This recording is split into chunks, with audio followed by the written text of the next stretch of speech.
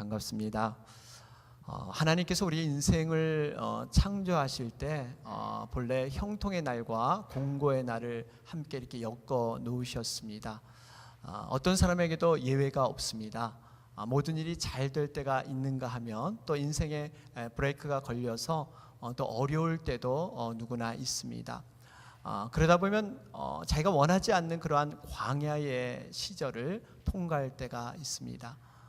잘 나가던 직장이었습니다. 하루아침에 갑자기 일하는 부서가 없어지기도 합니다. 건강한 분이셨어요. 평소에 너무나 활동적인 분이셨는데 갑작스러운 병으로 자리에 들어 눕기도 합니다. 경제적으로 어려움이 없다가 갑자기 어려움을 겪고서 우울증을 그렇게 앓는 분도 계십니다. 자녀 교육에 있어서도 어려서부터 굉장히 스마트하고 또 미래가 촉망돼서 많은 사람에게 그러한 기대를 받았던 그러한 자녀가 커가면서 이렇게 예기치 않게 빗나가는 그러한 경우도 있습니다. 우리가 이러한 삶을 살 때 인생의 광야 시절을 당하게 되면요, 누구나 힘들고 서럽고 외로운 그러한 마음을 가질 수가 있습니다. 오늘 본문은 이 이스라엘 역사에서 가장 위대한 왕이라고 할 수 있는 다윗이 기록한 그러한 말씀입니다. 이 시의 배경을 우리가 좀 알려하면 이 표제라고 그러는데요. 아마 여러분들 오늘 읽으신 그런 성경에 보면 파란 글씨나 어떠한 그 표시된 글씨로 여러분 적혀 있을 겁니다. 오늘 그 표제를 모습을 보니까 이 표제를 보면 우리가 이 배경에 대해서 조금이나마 이해할 수가 있습니다. 오늘 이 표제를 보니까 다윗의 밑담시 영장으로 알다셋의 맞춘 노래, 다윗이 사울을 피하여 굴에 있던 때, 이렇게 기록되어 있습니다. 여기서 이 밑담시라는 것은요, 어떤 그 어원으로 볼 때 금 이런 뜻이 있습니다. 그러니까 금 같은 시다, 아주 귀한 시다 하는 그러한 의미가 있고요. 또 이 밑담이란 뜻에 이 침묵한다 하는 뜻도 들어 있어요. 그래서 이 침묵의 기도, 정말 이러한 뜻이 바로 시편 57편의 말씀입니다. 특별히 알다셋에 맞춘 노래 이렇게 있는데요.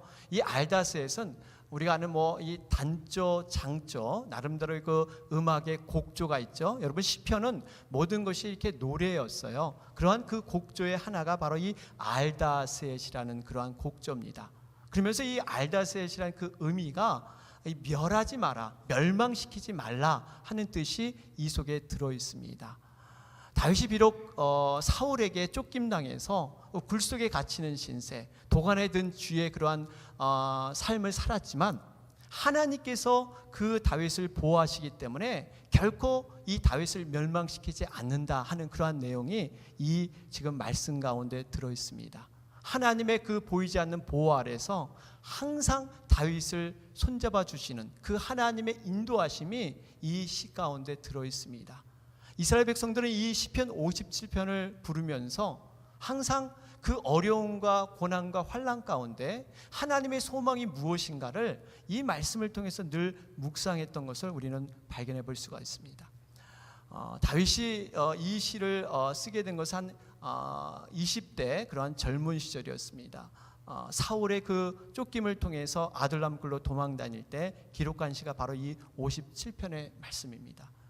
다윗의 인생에 있어서 보면 어떻게 보면 가장 힘들고 어렵고 외로운 때 이 광야 시절에 이 시를 썼습니다.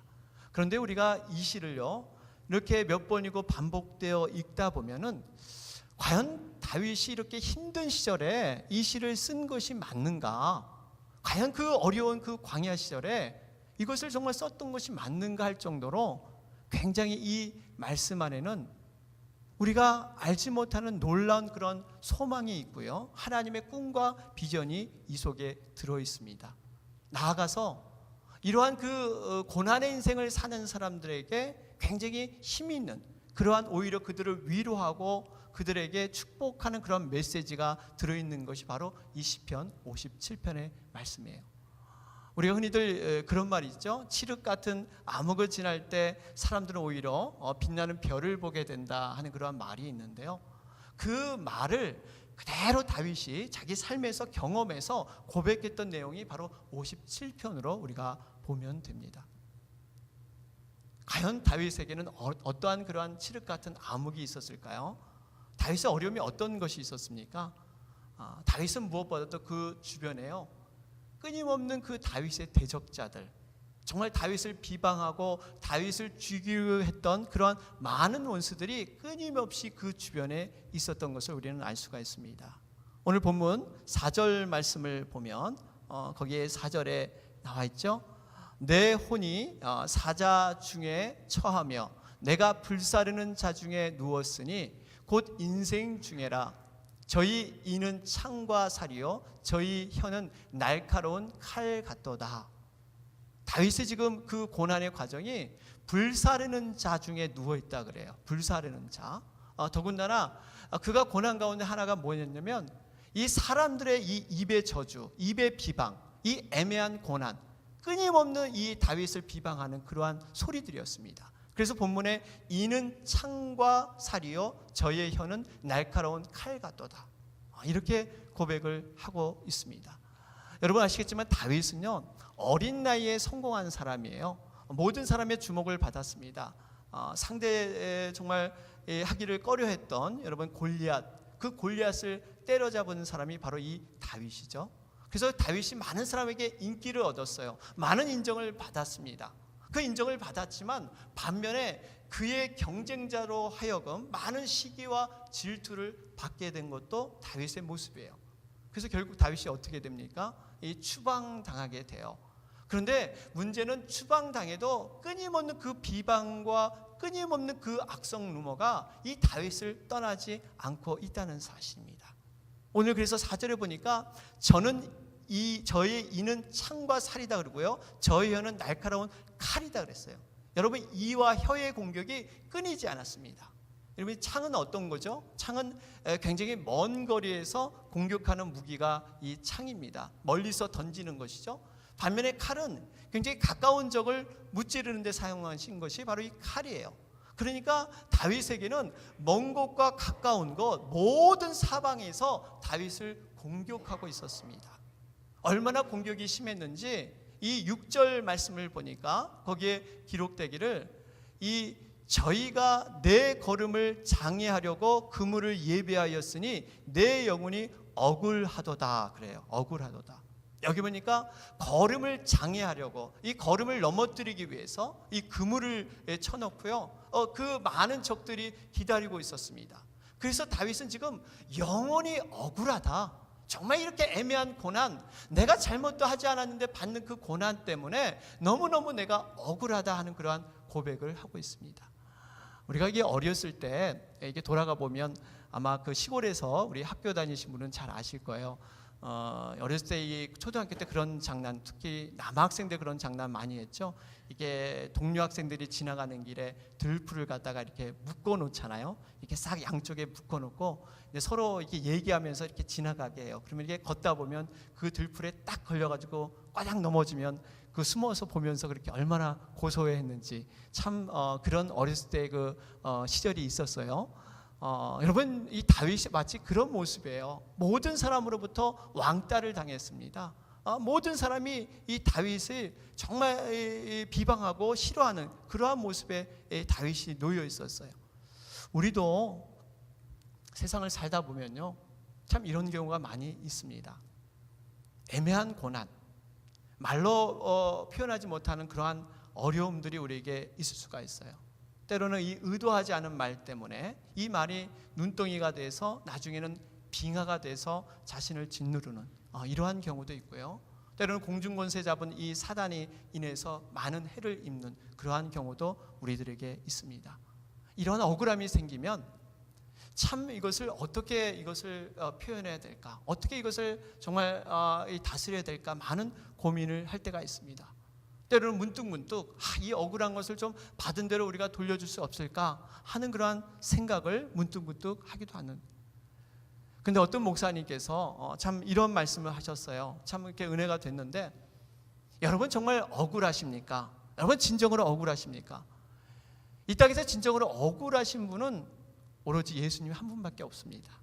예수님의 그 십자가의 그 고난, 그 십자가의 그 정말 어려움, 고난, 그거밖에 이 땅에는 아무것도 없습니다. 여러분들 우리가 잘했다고 하지만 이 잘했다 함 그 속에 100% 우리가 잘했다고 우리 자신에게 양심에게 말할 수 있을까요? 우리는 100% 잘했다고 말할 수 없을 거예요.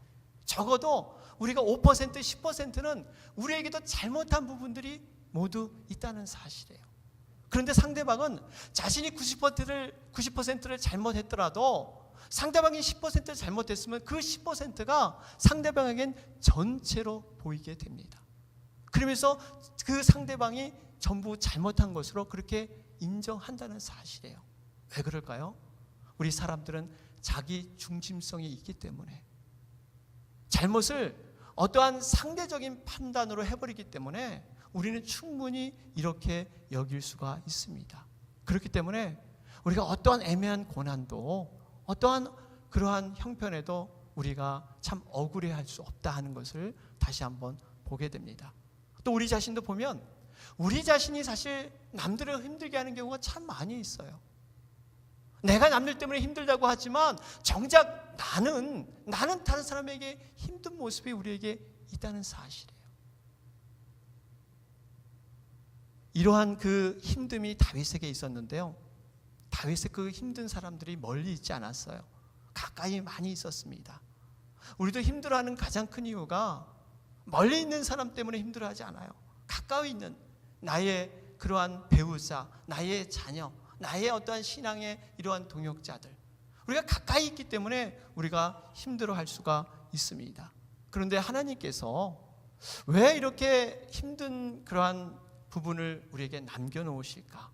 어떻게 보면 성경에서는 이것을 인생 막대기라고 이렇게 표현을 하는데 분명히 이유가 있습니다. 그 이유는 하나님께서 우리를 정말 하나님의 사람으로 영성을 다듬게 하기 위해서, 하나님께서 우리를 깎아지고 다듬는 가운데 우리를 성장하기 위해서 때로는 우리에게 힘든 사람을 이렇게 인도하신다는 사실이에요. 여러분, 제자훈련이라는 것은 우리가 어떠한 산에 가서 스스로 득도해서 얻는 것이 아닙니다. 정말 사람들이 서로 부딪히며 깎여지며 그런 부분에서 우리가 얻어지는 것이지 결코 혼자서 얻어지는 게 아니에요. 하나님께서 우리의 지금 이 세상을 그러한 이 제자훈련장으로 하나님은 사용하고 있다는 사실입니다. 오늘 본문에서도 보면 이 지도자 사울, 정말 병적인 사람이었습니다. 자기보다 앞선 사람을 보지 못하는 사람이었어요. 다윗을 견제하고 나서 광야로 쫓겨나게 합니다. 하나님께서 이 다윗을 광야를 통해서 훈련시키시는데 이유가 있어요. 왜 다윗을 광야에 그렇게 데려다 놓고 하나님이 훈련시키셨을까? 다윗에게도 어떻게 보면 제2의 사울과 같은 그러한 마음이 자리 잡고 있었기 때문이에요. 누구에게나 우리도 사울을 욕하지만 사울과 같은 그러한 악한 마음이 남아있다는 사실이에요. 어쩌면 다윗에게도 이러한 사울을 죽게 하는 그러한 시간, 그 남아있는 내면의 사울을 정말 죽게 하기 위해서 하나님은 광야로 다윗을 어쩔 수 없이 몰아냈다. 그리고 나서 그 사울이 다 해결되고 죽은 후에 나중에 지도자로서 다시 리더로서 이렇게 거듭나게 하는 것, 바로 이것이 하나님의 계획이셨습니다. 그러면서 이러한 다윗이 그 광야를 정말 잘 통과했어요. 불평하지 않고 원망하지 않고 그 광야에서 신앙의 거듭남이 다윗에게 있었습니다. 그 증거가 오늘 말씀에서 어떻게 찾아볼 수 있을까요? 오늘 1절 말씀을 보면 다윗이 그 광야를 잘 통과했다는 것을 볼 수가 있습니다. 우리 한번 1절 말씀 우리 화면을 보시고 한번 읽어보도록 하겠습니다. 시작. 내 영혼이 주께로 피하되 주의 날개 그늘 아래서 이 재앙이 지나기까지 피하리이다. 여러분, 다윗은 재앙과 고난과 환란이 있을 때 다른 곳으로 피하지 않고 바로 주의 날개 그늘 아래 하나님의 품으로 하나님의 은혜와 섭리를 붙들고 그는 살았던 것을 볼 수가 있습니다. 우리가 간혹 보면요, 인생이 힘들다고 해서 엉뚱한 데로 피하는 분들이 간혹 계세요. 세상 사람들 술로 피하고 도박으로 피하고, 우리 믿는 자들은 뭐 쇼핑으로 피하고, TV 드라마로 그냥 못 봤던 거 그냥 몰아서 보고, 인터넷으로 피하고. 여러분, 우리가 피해야 할 곳이 과연 어디인가? 물고기는 분명히 물을 떠나서는 분명히 살 수 없습니다. 그 죽음이 오는 것이 당연해요. 우리가 이 주님의 날개 아래 피했다는 것이 얼마나 그것이 신앙의 그 중요한 중심인가 하는 것을 우리는 볼 수가 있습니다. 사랑하는 여러분, 우리들은 하나님의 자녀예요. 자녀이기 때문에 우리는 세상 사람들과 분명히 달라야 합니다. 하나님의 자녀는 넘어져도 우리가 하나님께로 넘어져야 될 줄로 믿습니다. 맞아도 우리가 하나님께 맞고 하나님께 우리가 붙잡힘이 돼야 돼요. 우리가 세상 걸로 우리가 그것을 충족할 수 없다는 사실이에요. 그러면서 우리에게 잘 가는 그런 인생의 순탄한 인생이 갑자기 브레이크가 딱 걸릴 수가 있습니다. 왜 하나님께서는 왜 이 브레이크를 우리에게 거시는가? 그럴 때 하나님의 의미가 있어요. 하나님의 그런 뜻이 있습니다. 하나님의 사인이 있어요. 그것이 그 브레이크를 통해서 하나님을 다시 한번 깊이 만나게 하시는 그런 하나님의 사인이에요. 다윗은 지금 이 고난의 사인 앞에서 하나님을 깊이 만났습니다. 그 고난의 사인을 세상 것으로 어떠한 것으로 풀려하지 않고 하나님 안에서 그 해답을 찾았던 것이에요. 오늘 본문 2절에 그 다윗의 그 모습이 나와 있습니다. 우리 한 번 더 역시 읽어볼까요? 시작. 내가 지극히 높으신 하나님께 부르짖으며 곧 나를 위하여 모든 것을 이루시는 하나님께로다. 여러분, 이 말씀 보시면서 어떤 생각이 나세요? 지금 다윗은 정치범입니다. 언제 사울에게 잡혀서 죽을지 모르는 목숨이 위태한 그러한 사람이에요. 그런데 여기 보니까 이 모든 환경과 모든 여건을 나를 위하여 모든 것을 이루시는 하나님께로다. 그러니까 내가 지금 있는 모든 처한 환경이 하나님께서 나를 위해서 만드셨다, 이렇게 고백하고 있는 거예요. 여러분, 이것이 이해가 되세요? 이 고백은 사실 다윗이 왕에 올라가지고 많은 사람 앞에서 신앙 간증을 하면서 하나님의 은혜를 찬양하면서 하나님께서 나를 이렇게 왕으로 세우셨다, 이 모든 것이 하나님께서 주관하셨다, 원래 이때 고백하는 것이 맞아요. 지금 다윗이 이런 상황에서 고백하는 것은 이거 전혀 맞지 않은 그러한 고백이었습니다. 그런데 다윗이 어떻게 이렇게 할 수 있었을까요? 바로 믿음의 힘입니다. 믿음의 능력이에요. 다윗은 비록 그 고난의 환경이 그대로 있을지언정, 조금도 변함이 없을지언정, 그 전능하신 하나님, 그 하나님의 큰 그림을 봤기 때문에 지금 그 하나님을 붙들고 모든 것이 다 하나님의 주관이고 뜻이다 하는 것을 깨달았, 그런 것을 우리는 볼 수가 있습니다. 여러분, 믿음은 뭡니까? 믿음은 바라는 것들이 실상이에요, 보지 못하는 것들의 증거니라. 여러분, 그러죠? 다윗은 현재 희미하게 보이지만 하나님이 주신 그 명확한 그림을 다윗은 붙잡고 있었던 것입니다. 어떤 면에서 이것이 여러분 우리의 감사에도 해당이 됩니다. 여러분, 감사는 믿음을 선포하는 거예요. 선포하는 거. 우리가 흔히들 이 고맙다는 말, 이 감사하다는 말, 우리가 이렇게 같이 섞어서 많이 사용을 하는데, 이 고맙다는 말은 원래 그런 뜻이 있다고 하죠. 나에게 어떤 것을 해줬기 때문에, 나에게 밥을 사줬기 때문에, 나에게 돈을 줬기 때문에, 나에게 유익을 줬기 때문에 그 원인 때문에 내가 고맙다 하는 말을 쓴다고 합니다. 그런데요, 여러분, 이 감사하다는 말은 다릅니다. 감사는 아직 눈에 아무것도 일어나지 않았는데 믿음으로 고백하는 것이 여러분 감사예요. 미래의 축복인 것을 확신하고 미리 고백하는 것이 여러분 감사라는 말이에요. 하나님께서는 이 고맙다는 이 말보다 감사하다는 말을 더 원하십니다. 왜 그럴까요? 고맙다는 말은 누구나 할 수 있는 것이기 때문에, 감사하다는 것은 믿음의 경험과 믿음의 능력을 체험하지 못한 사람은 이 감사하다는 것을 고백할 수 없다는 거예요. 사랑하는 여러분, 올 한 해를 보내시면서요, 어떠한 고마움과 감사가 여러분 있으셨습니까?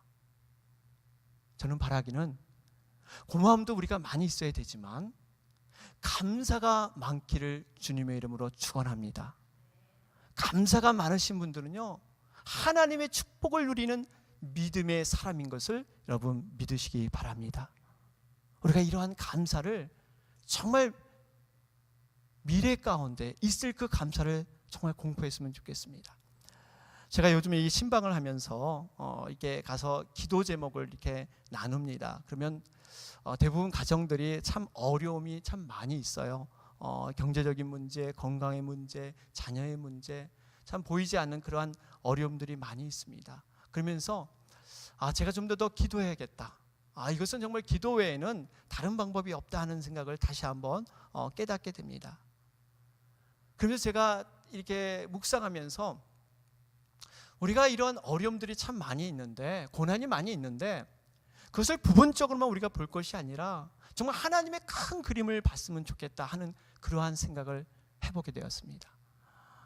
우리의 과거에 살아온 그런 우리의 모습들을 볼 때 이 부분적으로 어려울 때가 굉장히 많았어요. 그런데 이 전체적으로 보면 하나님의 큰 그림 안에서 우리 그 부분적인 어려움을 보게 되면 이렇게 그 그림이 펼쳐지면서 우리가 소망을 얻고 이런 그 해답을 얻는 경우가 많이 있었습니다. 여러분, 우리가 하나님께서는요, 때로는 우리가 이 미래에 대한 모든 것을 알지 못하기 때문에, 큰 그림이 없기 때문에 한 문을 이렇게 막으실 때가 있어요. 한 문을 이렇게 막으실 때 그 문을 막음으로 말미암아 다른 어떤 어려움을, 또 재앙들을 이렇게 막아주시는 이러한 경우가 있습니다. 우리 인간이 생각할 때는 그것이 막혀가지고 왜 이렇게 답답해하지만 오히려 그것을 통해서 하나님의 큰 일을 이루시는 것을 우리는 경험해 봐서 알 수 있습니다. 제가 어느 그 간증을 듣는데, 어느 장로님께서 그분은 금융계에서 오랫동안 재직을 하시면서 근데 은퇴하시면서 간증을 하시는 분이에요. 은행의 은행장으로 이렇게 은퇴를 하셨는데, 말단 사원 때 시골에서 이렇게 서울로 가는 이 버스를 타야 했다고 합니다. 그런데 그것이 하루에 딱 2번 있는 그러한 버스였는데, 나름대로 열심히 그 중요한 미팅이기 때문에 열심히 준비하고 기도하고, 그래서 그 미팅에 가서 이제 프레젠테이션 할 것을 준비를 했다고 해요. 그런데 갑자기 그 차를 타지 못한 거예요. 그래서 하나님께 원망을 했습니다. 하나님, 내가 이것을 어떻게 준비한지 하나님 아시지 않습니까? 얼마나 중요한 미팅인데 이 미팅을 내가 놓치고 말았으니 하나님 정말 무심하십니다. 그러면서 이렇게 많은 하나님께 하소연을 했다고 합니다. 그런데 저녁에 우연히 TV를 보는 순간 그 차가 바로 이 장로님이 타야 될 차가 시골 산길을 내려오면서 완전히 뒤집혀 전복돼서 모든 그런 승객이 다 사망을 했습니다. 그런 순간 이 장로님의 그 마음 가운데 하나님의 음성이 들리더래요. 얘야, 내가 너를 얼마나 사랑하는지 아니? 내가 너를 얼마나 정말 보호하고 너를 인도하기 위하는 걸 너가 아니? 너는 왜 나를 신뢰하지 못하니? 너는 왜 나를 믿지 못하니? 그런 음성을 들었다고 합니다.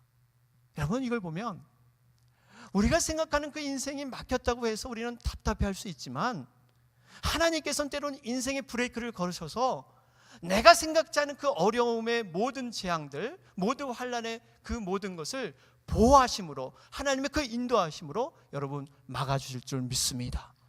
이것이 우리에게 믿음이에요. 믿음. 지금 당장은 어렵게 보이지만 돌아보면요, 하나님께서 신실하시고 하나님께서 정말 선하시다 하는 것을 우리는 많은 경우 발견을 하게 됩니다. 다윗이 그랬잖아요. 다윗은 500년 동안이나 그 가문이 존속이 됐습니다. 정말 하나님의 그 일꾼으로 많은 일을 해냈어요. 그러나 사울은 나중에 흔적도 없이 그 가문이 사라져 버리고 마는, 여러분, 이런 모습을 볼 때 우리가 정말 고난 앞에서 어떠한 태도를 취해야 될 것인가 하는 것들을 보게 됩니다.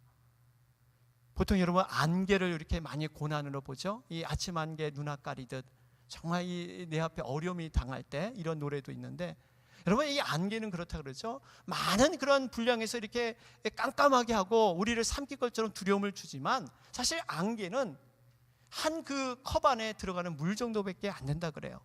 하나님께서 확 불어버리시면 다 날아가 버리는 것이 안개의 모습이라고 하지 않습니까? 중요한 것은 우리가 이 고난 앞에 마음을 지키는 거예요. 우리가 흔들리지 않고 견고한 그 심지로 그것을 지켜내고 우리가 서는 것, 여러분 이것이 중요합니다. 우리 마음을 흔드는 것이 여러분 사단의 세력입니다. 다윗을 보십시오. 다윗은 이러한 고난 앞에 그가 마음을 결정을 했어요. 마음을 확정지었습니다. 우리 본문 7절 말씀을 볼까요? 우리 7절 말씀 한번 다 같이 한번 읽어보도록 하겠습니다. 시작. 하나님이여 내 마음이 확정되었고 내 마음이 확정되었사오니 내가 노래하고 내가 찬송하리이다. 여기 보니까요, 마음을 확정했다 그래요. 확정했다. 지금 마음이 갈리고 빼앗길 수 있기 때문에 마음을 딱 모아서 딱 결정했다는 사실이에요. 다윗의 편에선 지금 더 나아진 건 아무것도 없어요. 그 형편은 그대로 있지만 이러한 확정. 사랑하는 여러분, 우리가요 때로는 고난 가운데 있을 때 가장 어려운 것이 그 고난을 당하는 것도 우리가 어려움이 있지만 그 고난 앞에 있는 미래에 대해서 우리가 미리 앞서 걱정한다는 사실이에요. 아직 일어날 일도 아닌데 미리 앞서서 걱정하는 것. 여러분, 이런 부분을 우리가 참으로 피할 수 있어야 합니다.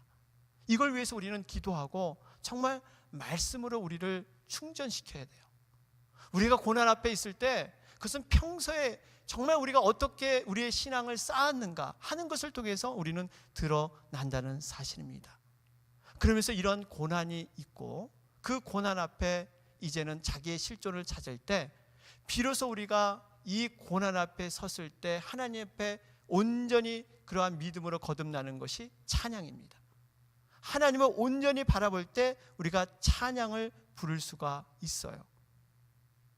여러분, 이 찬양이라는 것도 평상시 좋을 때는 우리가 많이 부를 수 있습니다. 그런데 광야에서 부르는 찬양은요, 그건 정말 자기의 힘으로 의지로 되지 않습니다. 성령의 힘이고 정말 믿음의 능력입니다. 여러분, 광야에서 부르는 것, 왜 하나님께서는 이 광야 가운데 찬양을 원하실까? 이 광야 가운데 하나님이 원하시는 것은 이 광야를 통해서 하나님 앞에 겸손해지게 하시고 하나님의 넓은 그 영혼을 품을 수 있는 우리의 위선과 우리의 교만들의 독이 빠질 수 있도록 하나님께 우리를 인도하시는 그러한 부분이 바로 이 광야의 삶입니다. 하나님께서 이 광야를 통과하는 자에게 정말 주시고자 하는 그런 메시지가 있습니다. 여러분, 그것이 신명기 8장 15절 16절 말씀이에요. 한번 우리 같이 한번 읽어볼까요? 8장 15절 16절 한번 읽어보도록 하겠습니다. 좀 긴데요, 한번 우리 다 같이 읽어보겠습니다. 시작.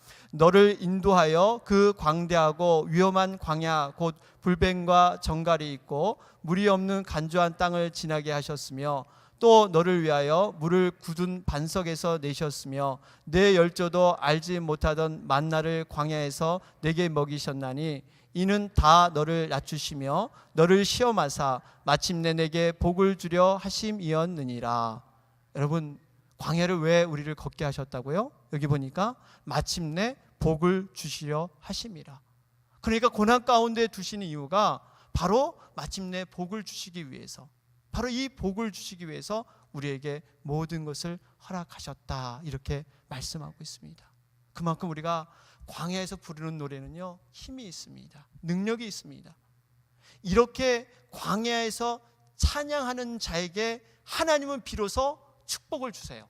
우리를 광야를 세워놓고 그 광야에서 진정으로 찬양하는 것은 자기의 의지로 자기의 힘으로 찬양하는 것이 아니라 성령의 그 의지, 성령의 능력으로 찬양할 수 있기 때문에 비로소 우리에게 축복을 내리십니다. 그 축복이 뭔지 아세요? 오늘 8절에 기록되어 있습니다. 8절 읽어볼까요? 시작. 내 영광아 깰지어다 내가 새벽을 깨우리로다. 바로 이 축복이에요. 새벽을 깨우는 축복을 우리에게 줍니다.